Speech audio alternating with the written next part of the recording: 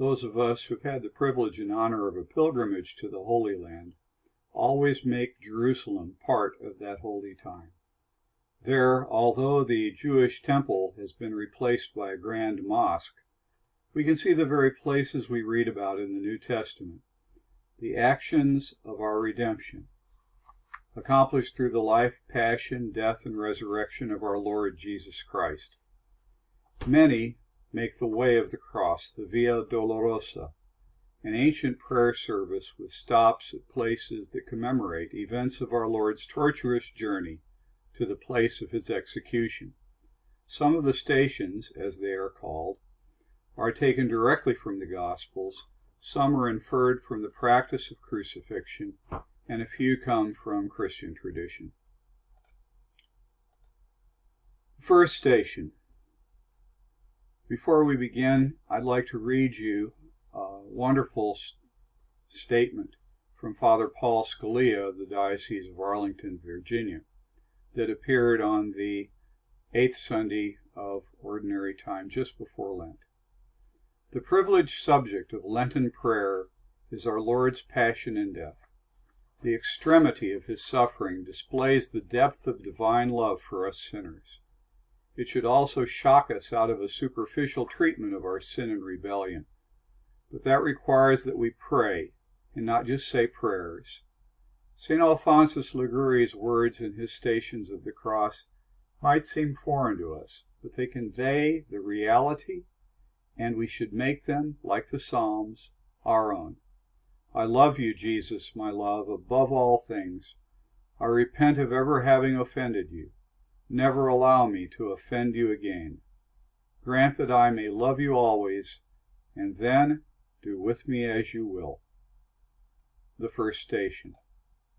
Jesus and condemned to death. All the Gospels agree that Jesus was condemned to death by the Roman procurator Pilate. In fact, the early creeds specifically declare that the unjust execution was the responsibility of Pilate. St. John records that Pilate practically bragged to Jesus about his life and death authority over him.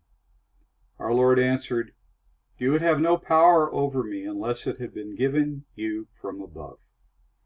The procurator would have interpreted "from above" to mean the Emperor Tiberius. In light of Christ's saving act, we know it to mean from God, whose infinite love allowed the Messiah to be crucified so that all humans would have access to salvation. Even though we know that Jesus was innocent of any crime or sin, there were many people in Jerusalem that year who wanted him dead.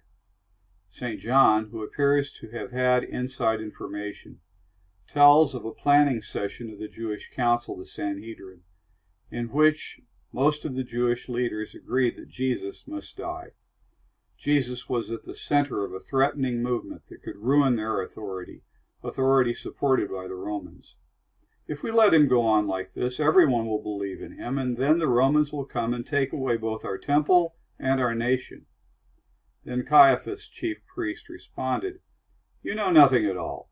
You do not realize that it is better for you that one man die for the people than that the whole nation perish."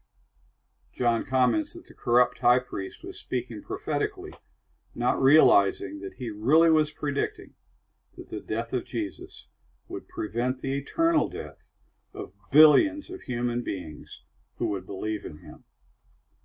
Now that the Jewish leaders had determined on the execution of this Galilean nuisance, they ran up against the reality that those who had heard him, or had been healed or forgiven by him, knew him to be innocent of any crime.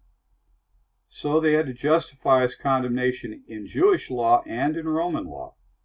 In doing this, they ironically committed sin after sin, crime after crime.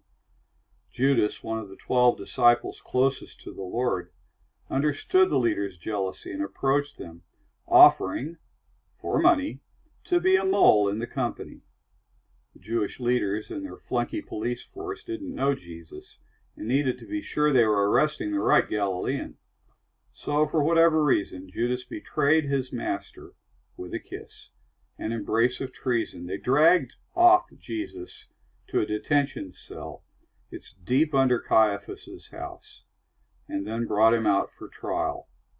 They had paid many false witnesses to testify against him, as Matthew reports, but they couldn't make the charges stick.